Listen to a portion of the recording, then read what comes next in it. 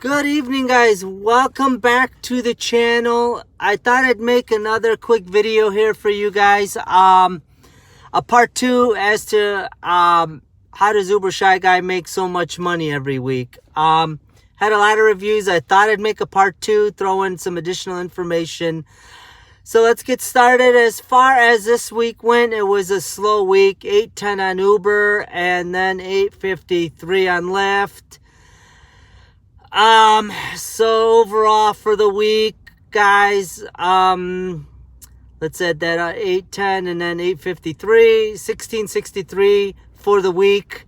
Not bad for a slow week. It was a pretty slow week this week. I would say on average, everyone lost probably $500. We missed out on $500 worth. So I wanted to kind of make a part two for you guys here. Sitting at the airport queue, I kind of wanted to touch back on that a little bit. Obviously from my last video, I'm not a big fan at sitting at the lot, but you will find me at times sitting at the airport lot. Usually it'll be after the morning rush, or if I end up dropping off at the lot, at the airport, like around 8:30, 9 o'clock, and I know it's going to take an hour to get back in the city, I'll simply go to the lot. There's no sense really to try to deadhead it back into Chicago at 8:30, 9 o'clock. If I do drop off in the mornings, like Saturday, Sunday mornings, no traffic, and I know it's going to take me 15-20 minutes to get back, I'll head back downtown. There's no sense of sitting in an airport queue on a Saturday or Sunday morning when there's no traffic and can simply head back. So that's my stance. I mean, it's touchy sitting at the airport queue, when I do, when I don't. But normally, if it's during the week, I will sit in the lot after an 8 o'clock drop off, 8:30 drop off, and then maybe during the day on a Saturday or Sunday I might, but in the morning, weekend mornings, no, I'll just usually deadhead back to the city. Next topic, I had mentioned carrying surge on select, right? So for you select drivers, you totally know what I'm talking about here.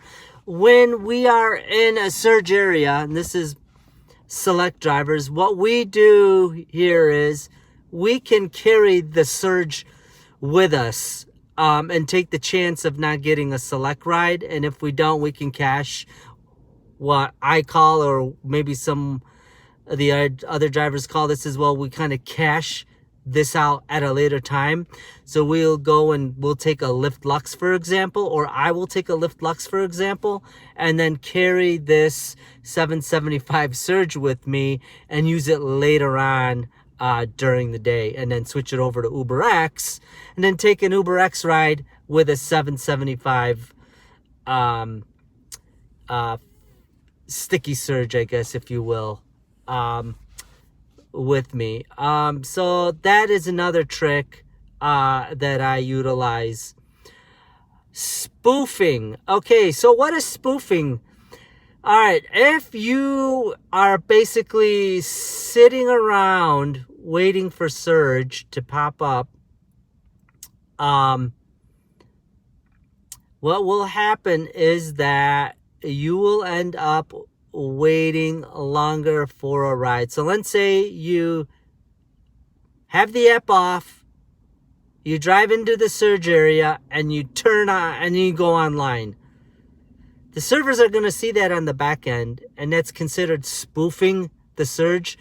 In other words, you're causing an imbalance, and the algorithms will catch that and see that, and they'll leave you idle for 10 to 20 minutes. So that you're not causing an imbalance of, riders to drivers, right? So it kind of will put you in a holding pattern. And you will notice that. And I'm sure you probably have, for those of you that have done this or do this. So I just kind of want to bring that up. Yes, it does exist. You cannot spoof the surge. And when I decide to carry it with me, I'll flip on select because I know that I'm simply spoofing and I'll just take a Lux and come back and cash that 775 surge later on.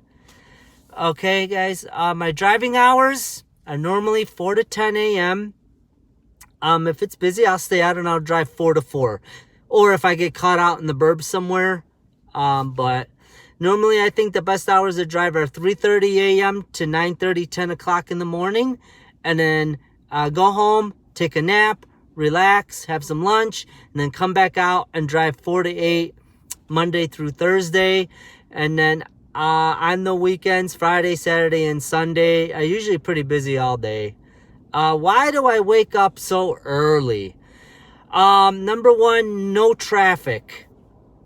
Number two, better surge. Why is there better surge? Because there are less drivers out there at 4 in the morning.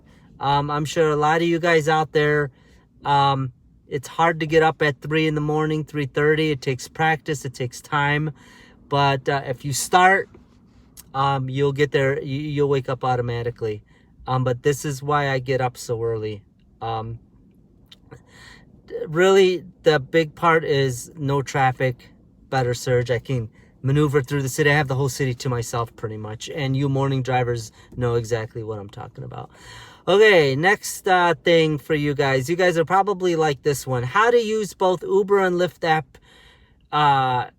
trick for better rides. Okay, so what is this trick, UberChiGuy? Okay, so how this works is that Uber and Lyft, right, the apps need to balance out giving out good rides and bad rides, right? The algorithm knows that you just got a good ride or 2 good rides. So your next ping is likely to be a shorty. And I'll show you an example here today. So if you look here, I have this Lux at 1205, this Lyft, I'm sorry, 20 here, right? My next ride was a Lux, right? So that's 2 good rides right there. What's my third ping? A shared ride right here, okay? So that is a perfect example. You can't consistently get good ride after good ride after good ride. It's got to be fair because other drivers want good rides as well, right? So there you could see 2036, my Lux, and then the shared. All right, guys. You know, the algorithm's got to be fair with other drivers. Other drivers want to go to the airport. Other drivers want Lux rides as well, you know, if they're eligible for Lux.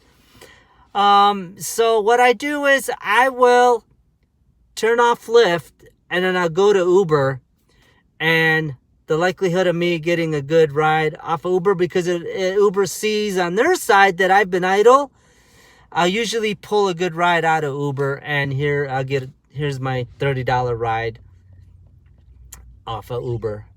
Okay, and I know I will can possibly get one more good ride and then we'll turn off Uber and I'll flip back to Lyft, because then Lyft sees that I've been idle for a while. I've been gone for an hour or two, and the likelihood of me getting a better ride is a lot higher at that point.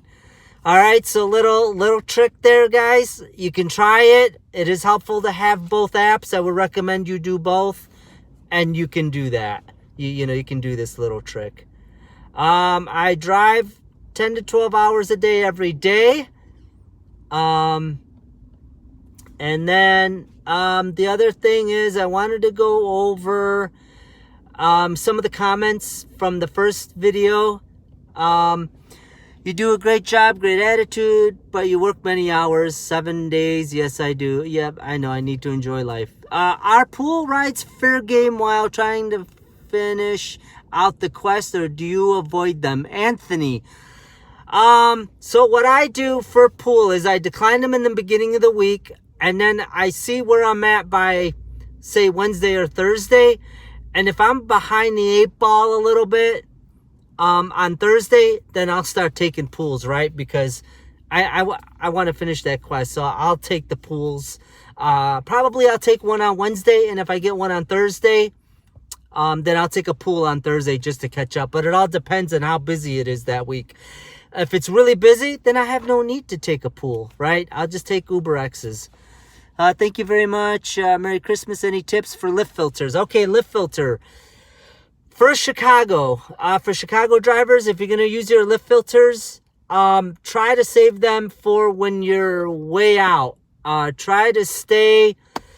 if you're like way out west, you get caught in the burbs or out in the boonies, I will try to use my filter then. Or if I'm stuck way up north, let's say Evanston, and I will then use it from Evanston all the way to, say, Soldier Field, and I will tend to stay east. Like I said in my last video, always stay east. You'll have a higher chance of getting a ride headed toward your destination. Always try to stay as close to the lake for you Chicago drivers as much as possible. And then also, if you're out in the burbs, you're just going to have to hang out and just wait 10, 20, 30 minutes for that ride to bring you back or to take you to where you want to go with your filter. What else, guys? I think that's pretty much it for the Q&A here. Merry Christmas. Thanks for sharing. Merry Christmas. All right, guys. Well, I hope you guys enjoyed the video. I hope this is helpful. Have a Merry Christmas. Hope you guys had a Merry Christmas. And have a Happy New Year. Drive safe, guys. I will catch you guys in the next one.